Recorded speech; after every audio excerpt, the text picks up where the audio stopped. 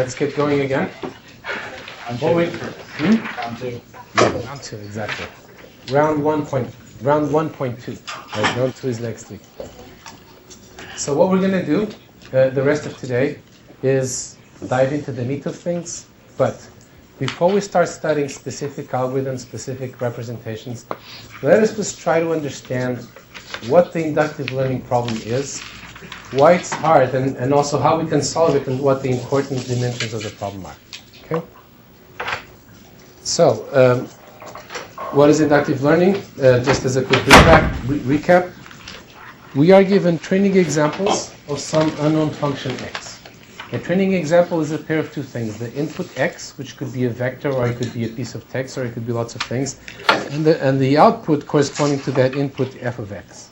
Okay? And our goal is to find a good approximation of f. Right? Ideally, we will be able, from those examples, discover exactly what f is. Most of the time, that's too hard, but maybe what we can find is a good approximation of f.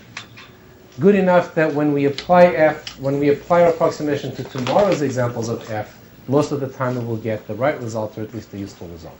Okay? So here are a few concrete examples of this, to keep in mind as we go through this. I've already mentioned some of them, but let's make them a little bit more concrete. Number 1, credit risk assessment. Okay? Very important application. In this case, your x is the properties of your customer. Like their job, how long they've been at the same house, their income, the size of their mortgage, things like that. The kind of stuff that can either get about you or that you will have to write on the form that they send you. And also, if you're asking for money to buy a specific thing, properties of the thing that you're trying to buy. If this is an investment, it's one thing. If it's consumer credit, it's another, etc., etc. The output that you want is either approve or deny the credit request in the simplest version. Okay, so simple binary decision. Here's another example, disease diagnosis. Again, a very important example. Here, your inputs are properties of the patient. Their age, their sex, their things that they suffered from in the past, and also the results of the tests that you've applied to them. Both the symptoms that they have, and blood tests, X-rays, etc., etc. And the output now is potentially a prediction with many different classes, right? It's like, what do they suffer from? Okay, which disease is generating these symptoms? And potentially even, what medicine should you be taking, or what combination of medicines. Okay, so it could just be a diagnosis, or it could actually be a therapy. Here's another example, a very popular one since the early days of machine learning, and actually an even more popular one these days because there's cell phones with cameras and whatnot. Face recognition, right? In some ways, this is one of those quintessential machine learning problems. Here, the input is just a bitmap of the person's face. Right? I give you a picture of somebody, right? It's a bunch of pixels, and the goal is to say who it is, right? This is you. This is your grandmother in this picture. This is Barack Obama. This is whoever. Okay? Final example, again a very famous one these days, automatic steering. Right?